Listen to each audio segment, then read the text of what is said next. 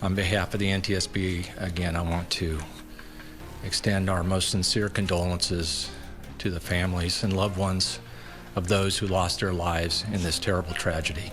It wasn't the radar track that chilled the blood of the investigators. It wasn't the twisted metal of the Citation 2 lying in the mud of Statesville. It was a vibration in a pocket, hundreds of miles away. At exactly 10:18 a.m., just moments before Flight N257BW vanished from the screens, a cell phone lit up. A single text message, sent from the air. It didn't come from the pilot. It came from Cristina Biffle, Greg's wife. The message was brief, terrifyingly calm. "We're in trouble. Emergency landing." 6 words. No goodbye. No panic. Just a statement of fact sent to her mother. That message is now the silent Mayday at the center of the National Transportation Safety Board's preliminary investigation. Why did they have time to text, but not time to radio air traffic control? What was happening inside that cockpit that was so catastrophic, yet so managed, that a passenger knew they were going down before the tower did? Today, we open the blue files. We analyze the preliminary report, the ADSB data, and the forensic timeline to understand exactly how a NASCAR legend's flight home turned into a 13-second spiral into history. The NTSB preliminary report is rarely a document of answers. It is a document of facts. And the facts surrounding the crash of November 257 Bravo Whiskey are painting a picture far more complex than a simple engine failure. When the GO team arrived at Statesville Regional Airport, they found the wreckage heavily fragmented. The debris field was short, compact. In the language of crash investigation, a compact debris field tells us one thing. This was not a controlled glide. This was a vertical impact. The aircraft hit the ground in a nose-down, right-wing low attitude. Energy was high, but lift was zero. The report confirms that the weather was indeed Instrument Meteorological Conditions, IFR. Ceiling at 400 feet, visibility less than 2 miles.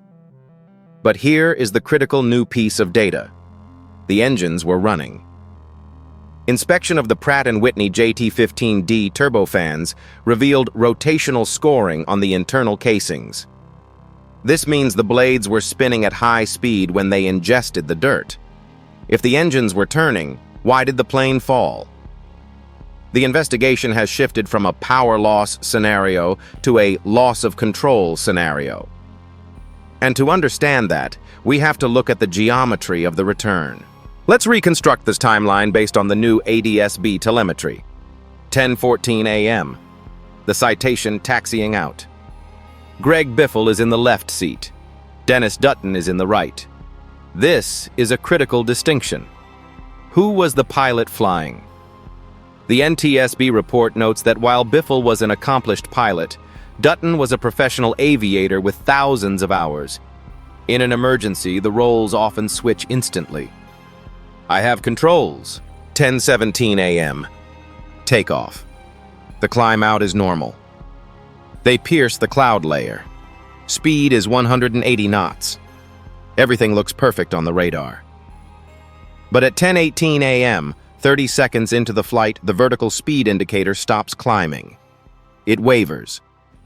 There is no radio call to Atlanta Center, no Mayday, no pan-pan. Just a sharp, uncommanded deviation from the flight path. It is in this window, this 10-second window of silence, that Cristina sends her text. This implies that the situation was obvious to everyone on board. The cabin angle likely changed. The noise of the air rushing over the fuselage changed. They weren't just turning back. They were fighting to stay in the air.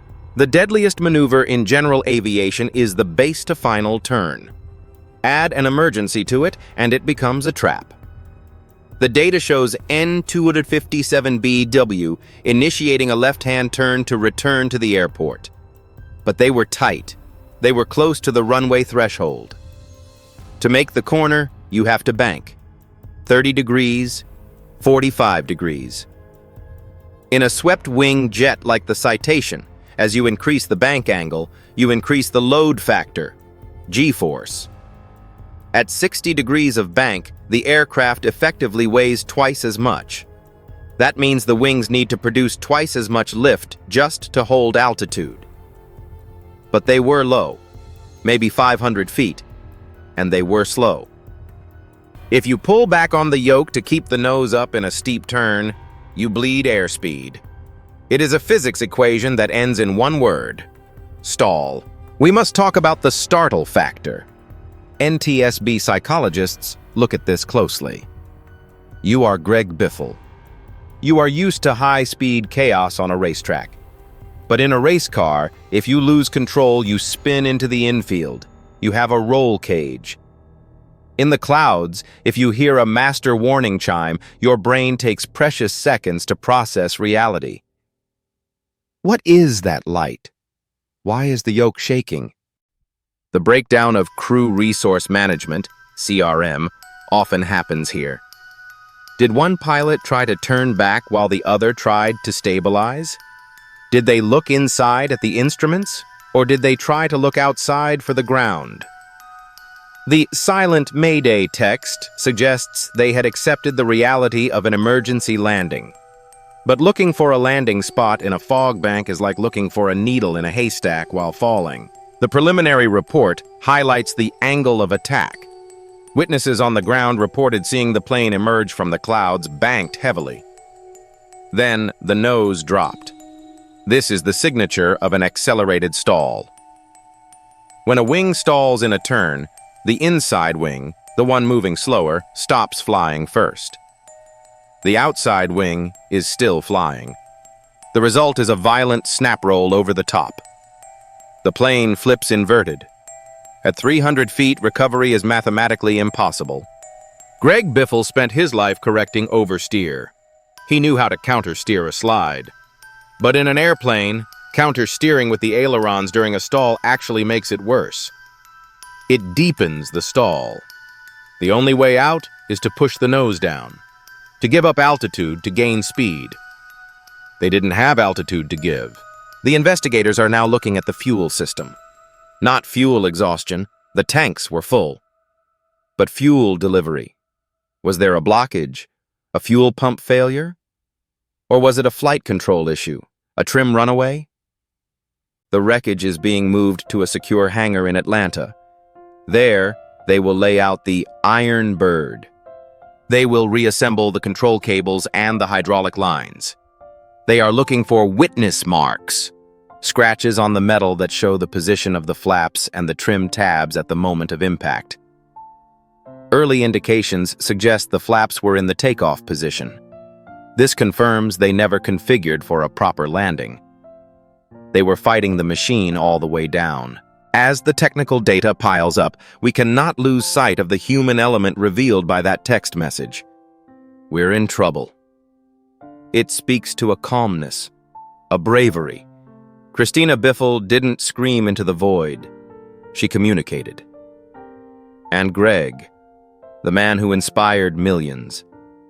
His legacy is not defined by these last 13 seconds. But these 13 seconds will be studied by pilots for generations. The impossible turn is a scenario taught in every flight school. If you lose power on takeoff, land straight ahead. It is a rule written in blood. But when you are over a forest or a city, the instinct to save your family by turning back to the runway is overwhelming. It is a hero's instinct. Tragically, in aviation, physics does not reward heroism. It only rewards airspeed. The final report will take 12 to 18 months. We will wait for the CVR transcript. That recording, if it survived the fire, will tell us the final words of the crew. Did they identify the failure? Did they argue? Or were they, as the text suggests, simply working the problem until the ground rushed up to meet them? Until then, the file on N257BW remains open, a reminder that gravity never sleeps, and that even legends are subject to the unforgiving laws of the sky. Fly safe, watch your airspeed, and keep the blue side up.